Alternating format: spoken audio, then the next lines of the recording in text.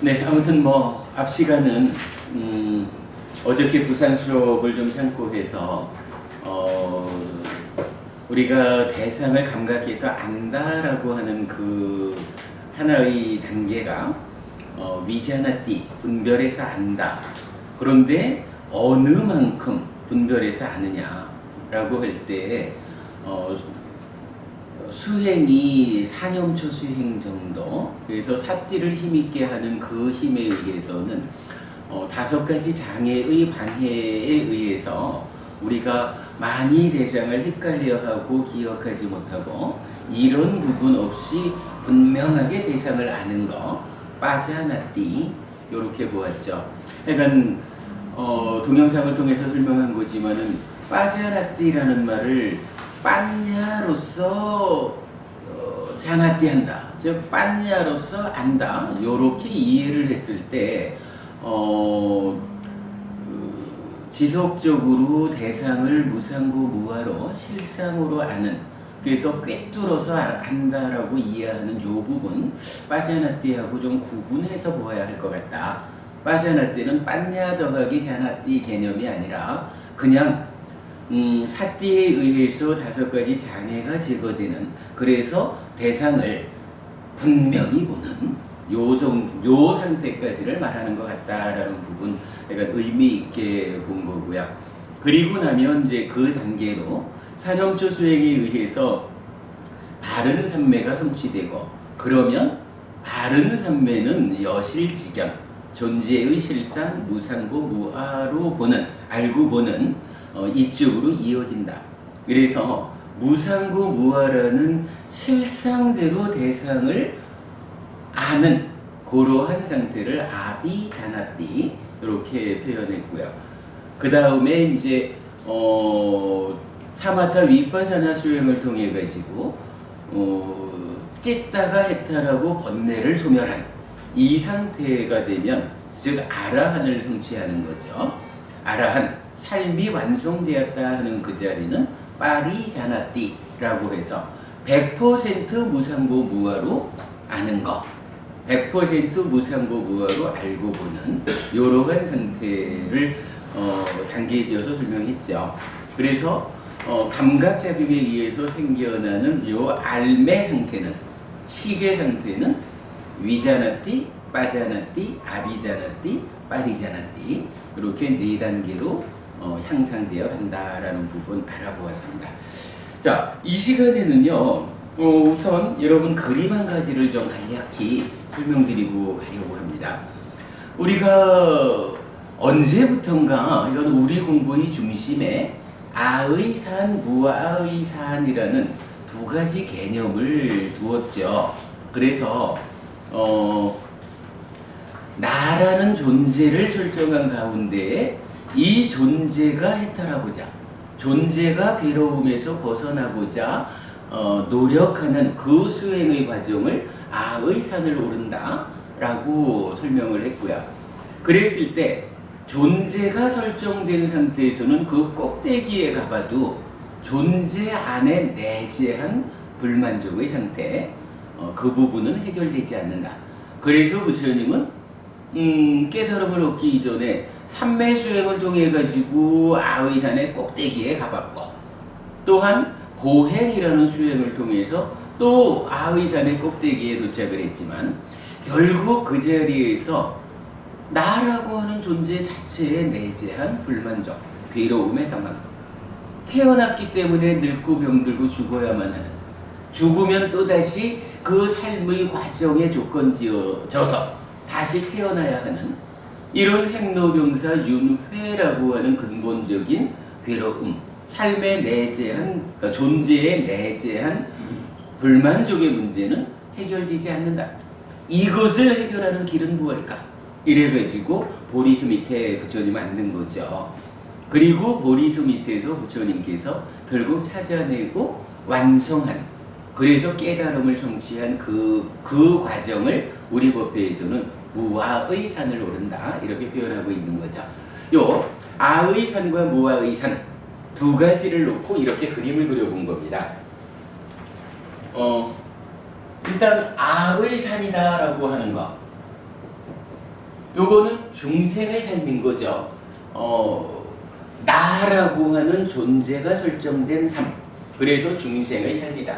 그런데 요 아의 삶, 중생으로의 나의 삶은 어떻게 구분되느냐 하면 욕계, 색계, 무색계라고 하는 세 가지 세상으로 구분이 되어 있죠. 우리가 어떻게 이해했나요? 욕계라고 하는 세상은 오치온인 나 중에 요 집착이라고 말하는 취가 몸 밖에까지 밀고 나가가지고 내 거라고 붙잡는 그러한 삶을 욕계 중생 이렇게 말하는 거죠.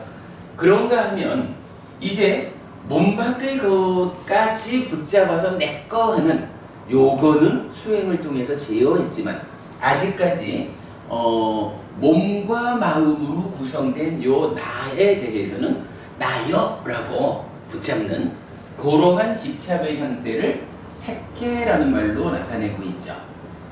또한 마찬가지 몸과 마음으로 구성된 나 중에 몸에 대한 집착까지는 내려놓았는데 그러나 아직까지도 요 마음만큼은 참으로 나의 자아야 마음만큼은 나의 자아다라고 붙잡고 있는 그러한 삶의 상태를 무색계라고 말하죠.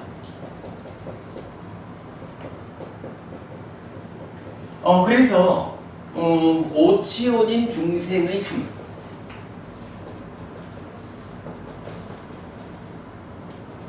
요 취가 얼마만큼 밀고 가느냐에서 욕계, 색계, 무색계라고 나누는데 요거는 사실은 좀 다른 방법으로 구분할 수가 있죠. 욕계라고 하는 요 세상은 뭐냐 하면 몸 밖의 것에 대해서 내 거라고 붙잡는 우리가 보통 말하는 소유라는 말이죠. 그래서 요거 소유의 삶, 소유의식을 삶의 동력으로 해서 살아가는 세상 이런 의미겠죠.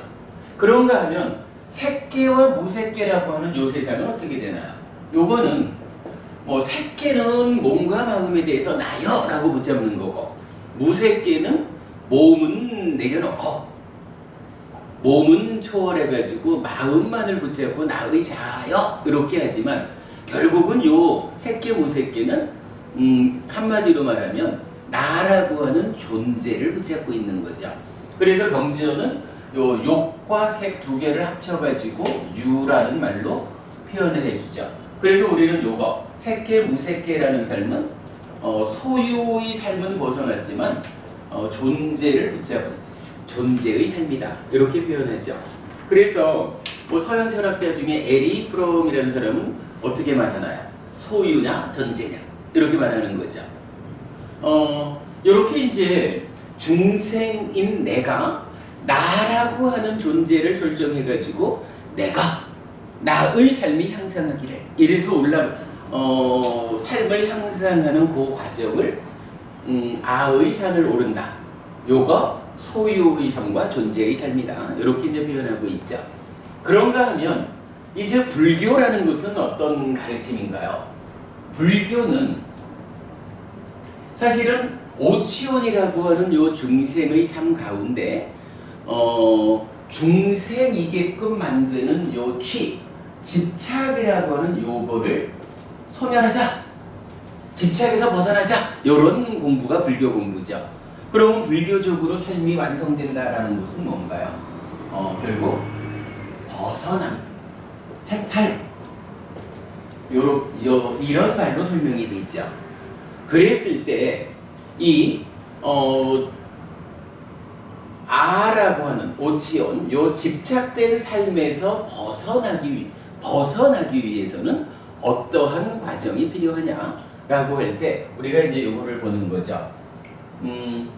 그러니까 색계와 무색계 그리고 그 위에 상수멸 그림에서 보면은 구차제정 이래가지고 초선부터 비상 비비상처까지 그리고 상수멸까지 요 9단계의 삼매의 상태를 표현하고 있죠.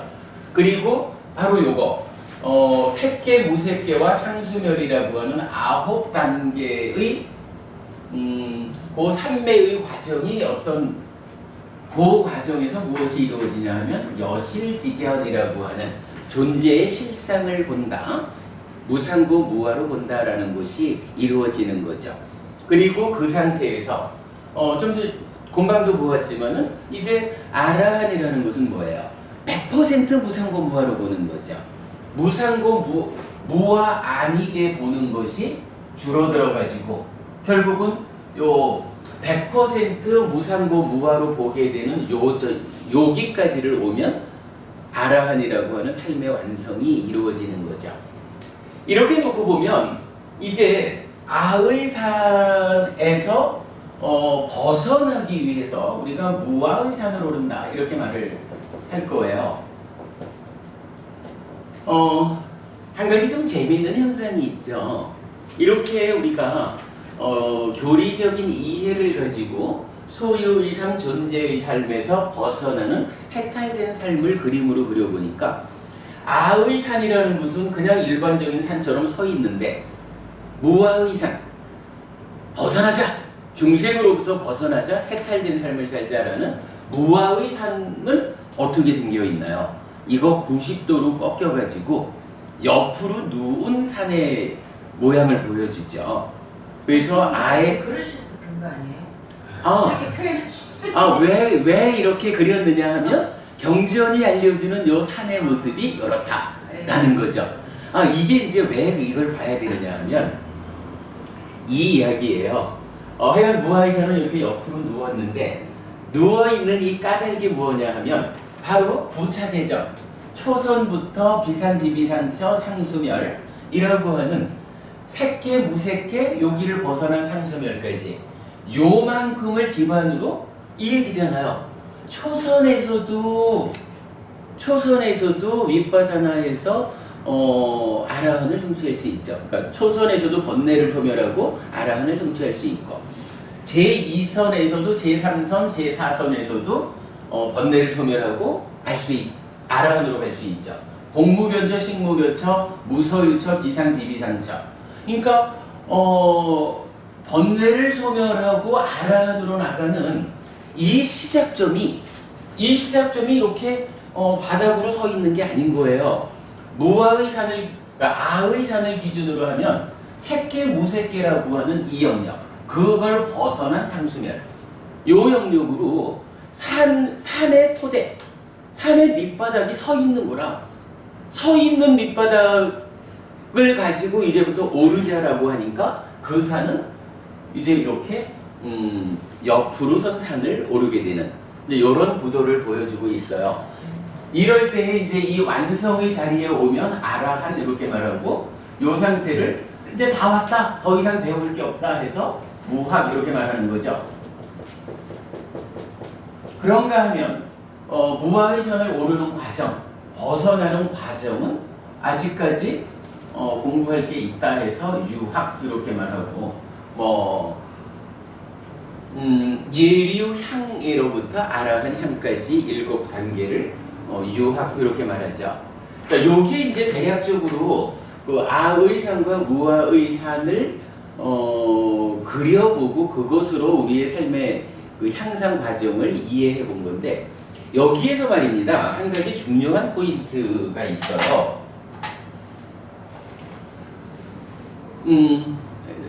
은혈부부님, 네. 혹시 말입니다. 지금 요 무아의산이 요렇게 그려지지 않고 이렇게 그려졌다 그러면 지금 그려진 산하고 이렇게 밑에서부터 그려진 산하고 어떤 차이가 있을까요? 질문이 좀 애매하죠. 이런 이야기예요. 만약에 무아의 산을 그리면서 이 욕계를 포함한 아의 산의 밑에서부터 그려졌다 그러면 요거는 번뇌를 소멸하고 아라한 되자라고 하는 무아의 산을 오르는 일을 어디에서부터 할 수 있냐면 산 밑바닥이 어디 있냐 하면 욕계로부터 색계 무색계 중생세간 모두를 포함한다는 거잖아요. 그럼 그 얘기는 뭐냐 하면 욕계에서 즉 아직까지 삼매를 성취하고 색계로 진입하지 않은 욕계 중생도 그 상태에서 번뇌를 소멸하고 아라한으로 갈 수 있다. 요런 이야기를 이 그림상으로 말하게 되잖아요. 그런데 경전은 이렇게 말해주질 않는 거죠. 경전은 번뇌를 소멸하고 아라한으로 가는 그 길은 반드시 초선 이후부터 말해주는 거죠. 그러니까 이 산의 뿌리가 욕계를 포함한 그러니까 아의산 전체가 아니라 아의산 중에 욕계라는 일부는 넘어서서 색계 무색계라는 존재의 삶의 영역에서 고기를 뿌리로 해가지고 무아의산이 옆으로 누워서 오른다. 이렇게 말해주는 거죠. 달리 말하면 뭐예요? 삼매를 성취하지 않은 상태에서 번뇌를 소멸하고 아라한으로 나가는 것은 부처님 힘든 게 아니라 불가능한 거죠. 자, 그거를 이렇게 이해를 해보자고요. 우리가 이렇게 대충 보니까 어떻게 되나요? 삶이라는 게 중생의 삶으로는 소유의 삶과 존재의 삶이라는 게 있다면 이제 무아의 산으로 올라가지고 어디를 가요? 해탈된 삶을 사는 거잖아요. 자, 첫 번째 삶이 소유의 삶이라. 소유의 삶이라는 거 우리가 까마라는 말을 그렇게 하잖아요. 그 커다란 위험을 부르는 작은 달콤함. 분명히 까마라는 거 몸밖의 거를 내꺼 하고자 해서 그 내꺼 하게 되면 행복이 있거든요. 그런데 문제는 그 행복은 작은데 비해서 그것을 얻는 과정 또는 얻고 나면 지켜가는 과정에서 참으로 커다란 위험이 있다. 그래서 부처님은 까마 벗어나야 하는 것이다. 이렇게 알려주잖아요. 그러니까 소유의 삶에서 벗어나서 이제 존재의 삶을 살게 되는 거잖아요. 그런데 이 존재의 삶이라는 것은 또 뭔가요? 색계 무색계라고 하는 높은 하늘 세상이긴 하지만 어쨌거나 존재한다라는 존재라고 하는 상나가정적인 오해 가운데 살아가기 때문에 이러한 삶은 늙고 병들고 죽어야 하고 죽고 나면 또다시 삶의 과정에 대응해서 어딘가에 태어나야 하죠. 태어나면 또다시 늙고 병들고 죽어야 하고 이렇게 생로병사라는 괴로움을 반복하는 그런 삶이잖아요. 그래서 우리가 이 존재의 삶으로부터 벗어나자. 해탈된 삶을 살자. 이렇게 삶의 향상을 한 단계, 두 단계 이렇게 키워가는 거잖아요. 그러면은요, 이제 해탈된 삶을 살자라는 요 무아의 산을 오른다라는 요거는 기본적으로 존재의 삶이 가지는 문제로부터 벗어나고자 하는 거거든요. 그러면 욕계라고 하는 소유의 삶은 뭐예요? 소유의 삶이라는 것은 표현하자면 존재의 삶 위에 소유라고 하는 게 하나 더 씌워져 있는 거잖아요. 이중적으로. 그러면 벗어나자! 해탈된 삶을 살자! 라고 하는 것은 기본적으로 1차적으로 소유라고 하는 더 씌워진 것은 내려놓고 존재만을 남겨놓고 이 존재의 문제점을 벗어나자. 이렇게 보는 거겠죠. 그러니까 우리가 말하는 그 사마타 위파사나라고 하는 이 수행을 통해 가지고 번뇌를 소멸하고 아라한 되자라는 이 과정은 기본적으로 1차적으로 사념처 수행, 팔정도 수행에 의해서 소유의 삶, 욕계로부터 벗어나서 삼매를 성취한다. 바른 삼매를 성취해서 색계 세상으로 올라섰다. 존재의 삶에 들어섰다. 라는 1차적인 예비 과정 위에서 그 존재의 삶, 색계 무색계의 삶을 실현해야 그때 비로소 존재가 가지는 문제를 해결하는 이 해탈된 삶으로 나아갈 수 있다라고 하는 단계적인 향상을 말해준다. 이렇게 보면 되겠죠. 우리가 사실 이런 이야기를 계속하는 게 뭐냐 하면은 수행을 어떻게 이해하고 해나가야 되느냐라는 수행을 위한 길 안내의 과정을 하고 있잖아요. 자, 요 얘기가 사실 어떤 의미를 갖는가요? 현재 보면은 이제 많은 수행처에서 일단 수행을 배우러 들어가면은 윗바사나 수행 이렇게 지도를 하죠. 그러나 그거 사실은 경전이 알려주는 수행의 체계로는 타당하지 않죠. 윗바사나라는 것은 이 무아의 산을 오르자 여실지견 위에서 사마타 윗바사나를 통해서 번뇌를 소멸하고 아라한다는 최후의 높은 수행 과정을 말하죠. 그러면 수행처에 이제 수행을 시작하러 가면 우리가 어떤 수행을 안내해야 되나요? 사념처 수행, 즉 소유의 삶을 1차적으로 넘어서서 존재의 삶으로 가는, 욕계를 넘어서서 색계 무색계로 올라서는, 그 이후에 해탈된 삶으로 나아가는 그 1차적인 과정으로 사념처 수행, 달리 말하면 사념처 수행에 의해서 바른 삼매를 성취해서 여실지견으로 이어지는 팔정도 수행, 요것이 먼저 안내되고 그것에 의해서 한 단계 올라서고 나면 그 올라선 상태를 산의 밑바닥으로 해서 이제 무아의 산을 오르는 요런 수행의 체계가 알려져야 되죠. 그래서 이제 우리가 지난주에 그런 얘기까지 했죠. 수행, 인터뷰 이런 이야기도 있었지만은 결국은 어디까지 오셨습니까? 이렇게 우리가 질문을 해봤죠. 내가 아직까지 욕계 세상을 벗어나지 못했어. 소유의 삶에서 벗어나지 못해가지고 그냥 살아가는 가운데 몸 밖의 것에 대해서 내꺼 하는 요러한 삶을 살아가면서 해탈된 삶으로 나아가자라고 시도하는 것은 가르침에 의하면 적절하지 않다. 1차적으로는 소유의 삶을 벗어나서 존재의 삶에 올랐으면 존재의 삶이 가지는 문제로부터 벗어나는 해탈된 삶의 과정이 이어진다. 이렇게 보는 것이 수행의 커다란 그 틀이 되겠죠. 자, 아산 무아의 산은 우리가 이제 그동안 계속 중심에 두고 이야기를 했는데 이렇게 그림 한 장으로 그려본 겁니다. 지금 여기 보면 그래 여실지견 중심으로 해서 그 밑에 탈정도, 사념처가 어의제어, 삼매의 성취 두 가지 필수품으로 나타나는 거죠. 그리고 나면 여실지견한 이후에 사마타 윗바사나로서 해탈된 삶으로 나아가는 요 그림 한 장으로 이제 아산 무아의 산 이야기 마무리 지었습니다. 굉장히 의미 있는 그림이라고 생각이 듭니다. 자, 마지막으로 한 번만 더 반복하고 가겠습니다. 일단 우리의 삶은 현재 우리는 소유의 삶을 살고 있는 욕계 중생이다. 요것은 존재 위에 소유를 덧씌워가지고 살아가는 것이다. 이 문제를 풀기 위해서는 1차적으로 소유라는 덧씌워진 것을 내려놓는 과정, 욕계를 벗어나는, 그죠? 소유의 삶을 벗어난다, 욕계를 벗어난다. 사념처에 의해서 바른 삼매를 성취해서 여실지견으로 이어지는 그러한 과정이 선행해야 한다. 그랬을 때 그 소유가 내려놓아진 존재의 삶을 존재의 문제를 제거하는 방법을 통해서 해탈된 삶으로 나아가는 것이다. 수행의 전체적인 이야기 큰 틀을 그렇게 잡아봤습니다.